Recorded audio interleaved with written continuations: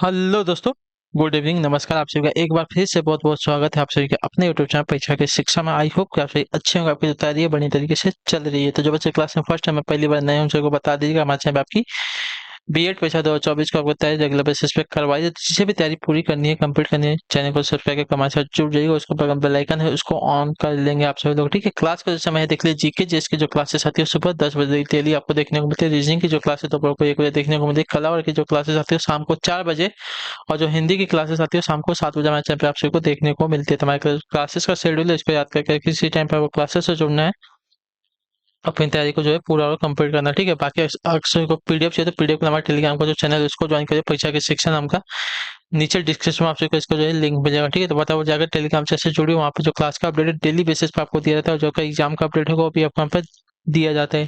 ठीक है, तो फटाफट जाके आपको वहाँ में ज्वाइन करना है। और अगर आपको हमसे कुछ पूछना है, कोई बात करनी है, तो आप हमें आपके इंस्टाग्राम पर मैसेज कर, परीक्षा के शिक्षा का इंस्टाग्राम का पेज है, नीचे डिस्क्रिप्शन में आपको इसका जो है लिंक मिल जाएगा। ठीक है, तो जाके आप हमें दोनों जगह से फॉलो कर लीजिए, दोनों जगह से जो आप हमें ज्वाइन कर लीजिए। ठीक है, तो चलिए क्लास स्टार्ट करें। ध्यान से के क्वेश्चन को देख के उत्तर देने की कोशिश करेंगे, सही उत्तर पाया जाएगा। ठीक है, और जिसने अभी तक यूपी बीएड वाले की बात करें, जिसने अभी तक फॉर्म नहीं भरा है, जाके फटाफट अपना जो है फॉर्म भर दीजिए। ठीक है, आपका जो फॉर्म है आ गया है। ठीक है, 10 तारीख से 3 तारीख तक जो आपका फॉर्म भरा जाने वाला है, और 24 अप्रैल को जो है इसका एग्जाम होने वाला है। ठीक है, चलिए आपको जो है कल 75 नंबर तक क्वेश्चन का है, आज उसके आगे 76 नंबर से क्वेश्चन जो है कराया। पंचायती राज प्रदान करता है कौन, बताइए? पंचायती राज प्रदान कौन करता है? पंचायती राज कौन प्रदान करता है साथियों? इसका राइट आंसर क्या हो जाएगा? तो पंचायती राज प्रदान करता है साथियों स्थानीय स्तर पर लोकतांत्रिक प्रशासन, जो आपका दिया गया बेल विकल्प आपका। ठीक है, पंचायती राज प्रदान करता है स्थानीय स्तर पर लोकतांत्रिक प्रशासन। क्लियर सभी को इसके बारे में? तो जो आपका बेल विकल्प देगा 76 पे आपका सही उत्तर हो जाएगा। ठीक है, चलिए अगले क्वेश्चन बढ़ेंगे आपका 77 नंबर। ध्यान से देखकर उत्तर देंगे। अल्टेशन संविधान के अधिकांश अनुच्छेदों को जो है संशोधित करने के लिए कौन सी प्रक्रिया अपनाई जाती है? बताइए, संविधान के अधिकांश अनुच्छेदों को जो है संशोधित करने के लिए कौन सी प्रक्रिया अपनाई जाती है? तो आपका राइट आंसर हो जाएगा साथियों यहाँ पे साधारण बहुमत की प्रक्रिया अपनाई जाती है, जो आपका दिया गया यहाँ पे ये वाला विकल्प आपका राइट आंसर। ठीक है, संविधान के अधिकांश अनुच्छेदों को जो है संशोधित करने के लिए साधारण बहुमत की प्रक्रिया अपनाई जाती है, यानी कि जो चुनाव होता है वैसा ही वहां पर भी आपका किया जाता है। ठीक है, क्लियर सभी को इसके बारे में? चलिए अगले क्वेश्चन बढ़ेंगे, ध्यान से देखेंगे। आपका 78 नंबर बताएंगे राइट आंसर का। पूर्वोत्तर भारत के किस राज्य में जो है स्वायत्ता जिले की व्यवस्था नहीं? बताइए, पूर्वोत्तर भारत के किस राज्य में जो है स्वायत्ता जिले की व्यवस्था नहीं है? असम, मिजोरम, अरुणाचल प्रदेश या त्रिपुरा? पूर्वोत्तर भारत के आपका अरुणाचल प्रदेश में जो आपका दिया स्वायत्ता जिले की व्यवस्था नहीं है, तो जो आपका दिया गया यहाँ पे सी वाला विकल्प आपका राइट आंसर होगा। ठीक है, क्लियर होगा इसके बारे में? स्वायत्ता जिले की व्यवस्था आपकी अरुणाचल प्रदेश में नहीं है। ठीक है, अगले क्वेश्चन बढ़ेंगे आपका, देखेंगे 79 नंबर। बताएंगे राइट आंसर का। संवैधानिक दृष्टि से यदि देखा जाए तो उप प्रधानमंत्री निम्न में से किसके समकक्ष होता है? बताइए, संवैधानिक दृष्टि से देखा जाए तो उप प्रधानमंत्री जो है किसके समकक्ष होता है? तो आपका राइट आंसर होता है कैबिनेट मंत्री के, जो आपका दिया गया यहाँ पे टी वाला विकल्प आपका राइट आंसर। ठीक है, संवैधानिक दृष्टि से यदि देखा जाए तो उप प्रधानमंत्री जो है आपका कैबिनेट मंत्री के समकक्ष होता है। ठीक है, क्लियर हो गया इसके बारे में? चलिए अगले क्वेश्चन बढ़ेंगे, ध्यान से देखेंगे। आपका 80 नंबर पे बताइएगा राइट आंसर क्या हो जाएगा। ठीक है, निम्नलिखित में से कौन सा कथन सही है? तो देखिए, संघ सूची के विषयों पर विधि निर्माण का अन्य सॉरी संघ सूची के विषयों पर विधि निर्माण का अन्य अधिकार संसद को प्राप्त है। सही बात है। अगला कथन क्या देगा? राज्य सूची के विषयों पर विधि निर्माण का अन्य अधिकार जो है राज्य विधानमंडल को प्राप्त है। सही बात है।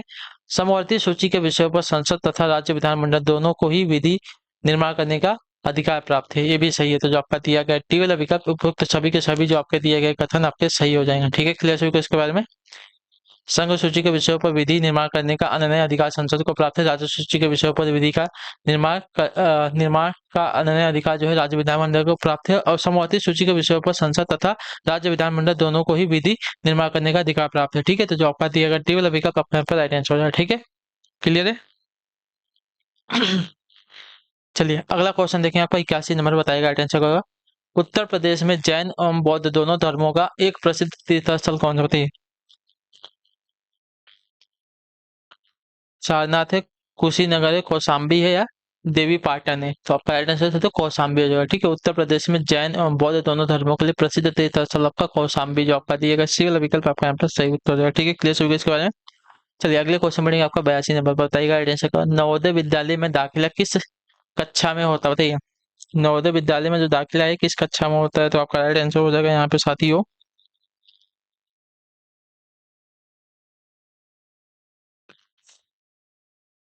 छठी कक्षा में जो आपका दिया गया यहाँ पे सी वाला विकल्प आपका राइट आंसर। ठीक है, क्लियर सभी को। नवोदय विद्यालय में दाखिला जो है आपका छठी कक्षा से होता है। ठीक है, क्लियर सभी को इसके बारे में। अगले क्वेश्चन बढ़ेंगे आपका देखें 83 नंबर पे। बताइएगा राइट आंसर। भारत में प्रथम खुला विश्वविद्यालय कहाँ स्थापित हुआ बताइए। भारत में प्रथम खुला विश्वविद्यालय कहाँ पर स्थापित हुआ। पुणे में हुआ, कोलकाता में हुआ, जोधपुर में या नई दिल्ली में। तो ऑप्शन नंबर डी आपका नई दिल्ली में सही उत्तर हो जाएगा। ठीक है, भारत में प्रथम खुला विश्वविद्यालय आपका स्थापित हुआ है नई दिल्ली में। ठीक है, क्लियर है। चलिए अगले क्वेश्चन बढ़ेगा 84 नंबर पे। बताइएगा आंसर क्या हो जाएगा।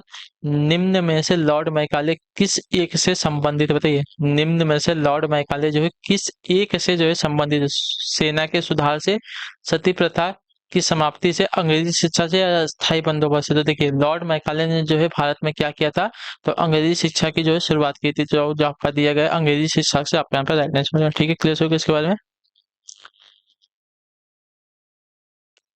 चलिए अगला क्वेश्चन देख लेते हैं आपका क्या दिया गया है। 85 नंबर बताइएगा राइट आंसर क्या हो जाएगा। ठीक है,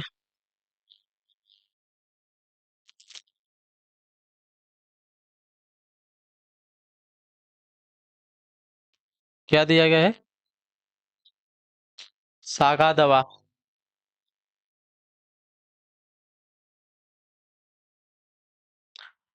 सागा दवा किस धर्म की प्रमुख पर्व बताइए। सागा दवा जो है किस धर्म का प्रमुख पर्व है। तो आपका राइट आंसर हो जाएगा साथ ही यहाँ पे बौद्ध धर्म का। जो आपका दिया गया बी वाला विकल्प आपका सही उत्तर। ठीक है, सागा दावा जो है बौद्ध धर्म का प्रमुख पर्व है, इतने याद रखेंगे। ठीक है, क्लियर हो गया इसके बारे में।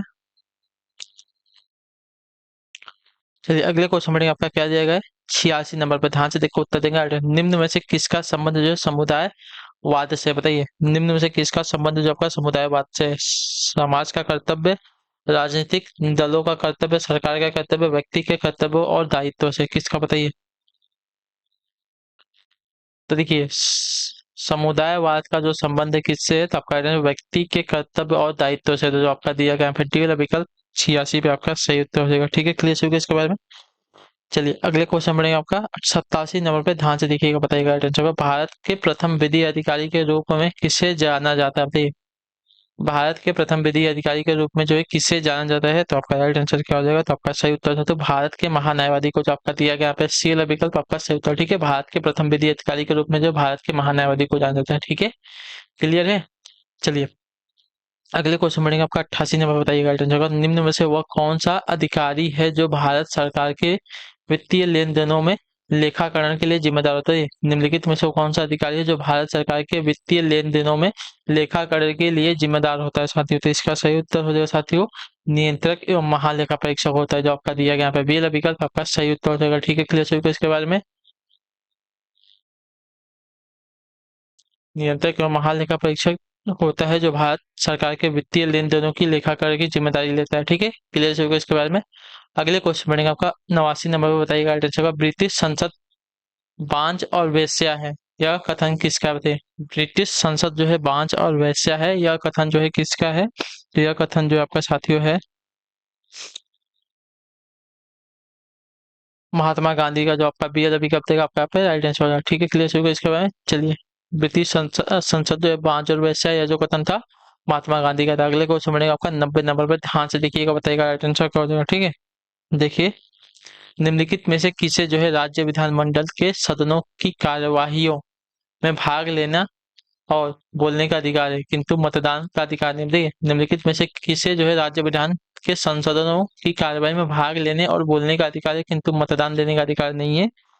तो आपका राइट आंसर महाधिवक्ता को। ठीक है, महाधिवक्ता को जो है राज्य विधानमंडल के संसदों की जो कार्यवाही रहती है उसमें भाग लेना और बोलना का अधिकार है, लेकिन जो है मतदान देने का अधिकार नहीं है। ठीक है, अगले क्वेश्चन बढ़ेगा 91 नंबर पर। ध्यान से देखिएगा भाई। 91 में बताएंगे उत्तर। महाभारत ग्रंथ में कुल श्लोकों की संख्या कितनी बताइए। महाभारत ग्रंथों में कुल श्लोकों की संख्या कितनी है? और महाभारत से याद है कि महाभारत का जो है पुराना नाम क्या था? हमको आप लोग एक कमेंट करके बताएंगे, आपके लिए एक क्वेश्चन रहेगा, ठीक है। महाभारत का पुराना नाम क्या था, हमको आप लोग कमेंट करके बताएंगे। और यहाँ पे जो क्वेश्चन देगा, महाग्रंथ में कुल श्लोकों की संख्या कितनी है, तो आपका राइट आंसर होता है 1 लाख। ठीक है, महाभारत ग्रंथ में श्लोकों की कुल संख्या आपकी जो कुल है 1 लाख है। ठीक है, क्लियर है। चलिए अगले क्वेश्चन है 92 नंबर पे, ध्यान से देखिएगा, बताइएगा राइट आंसर। कुंती पुत्र अर्जुन के पोते का नाम क्या था? ठीक है, कुंती के पुत्र अर्जुन के पोते का नाम क्या था? ठीक है, अर्जुन का बेटा अभिमन्यु, अभिमन्यु के पोते का क्या नाम था? परीक्षित था। ठीक है, तो जो आपका दिया गया यहाँ पे बी वाला विकल्प आपका अर्जुन, कुंती पुत्र अर्जुन के पोते का जो नाम था परीक्षित था। ठीक है, क्लियर से हुआ, तो जो आपका दिया गया बी वाला विकल्प आपका यहाँ पे राइट आंसर हो जाएगा। ठीक, चलिए अगले क्वेश्चन बढ़ेंगे, ध्यान से देखें, आपका 93 नंबर बताइएगा राइट आंसर का हो जाएगा। श्रीमद् भागवत गीता में कुल कितने अध्याय बताइए? श्रीमद् भागवत गीता में कुल कितने अध्याय है? 11 है, 15 है, 18 है या 21 है? तो कुल 18 अध्याय है। ठीक है, श्रीमद् भागवत गीता में कुल आपका 18 अध्याय है, तो जो आपका दिया गया सी वाला विकल्प आपका 93 पे राइट आंसर। ठीक है, क्लियर सबको। अगले क्वेश्चन बढ़ेंगे 94 नंबर, 94 नंबर बताइएगा आंसर का। विचित्र वीर्य की माता का क्या नाम था बताइए? विचित्र वीर्य की माता का क्या नाम था? तो आपका राइट आंसर हो जाएगा साथियों यहाँ पे सत्यवती, जो आपका दिया गया यहाँ पे सी वाला विकल्प आपका सही था। ठीक है, विचित्र वीर्य की माता का नाम आपका सत्यवती था। ठीक है, क्लियर सबको इसके बारे में। चलिए अगले क्वेश्चन बढ़ेंगे, ध्यान से देखिए, आपका 95 नंबर बताइएगा राइट आंसर का। राजा विराट के महल में अर्जुन किस नाम से जो है जाने गए थे बताइए? राजा विराट के महल में अर्जुन जो है किस नाम से जाने गए थे? कंक के, वल्लभ के, किचक के या बृहन्नला के? तो राजा विराट के महल में अर्जुन जो है आपके देखिए साथियों बृहन्नला के नाम से जो है जाने गए थे, तो जो आपका दिया गया है डी वाला विकल्प 95 पे आपका राइट आंसर हो जाएगा। ठीक है, क्लियर होगा इसके बारे में। चलिए अगले क्वेश्चन बढ़ेंगे, आपका देखेंगे 96 नंबर बताएगा राइट आंसर हो जाएगा। ठीक है, निम्नलिखित में से कौन सा जो है मार्क्सवाद से संबंधित नहीं है? ठीक है, निम्नलिखित में से कौन जो है मार्क्सवाद से संबंधित नहीं है? इतिहास की भौतिकवादी व्याख्या, वर्ग संघर्ष, अतिरिक्त मूल्य या यह सब माध्यम?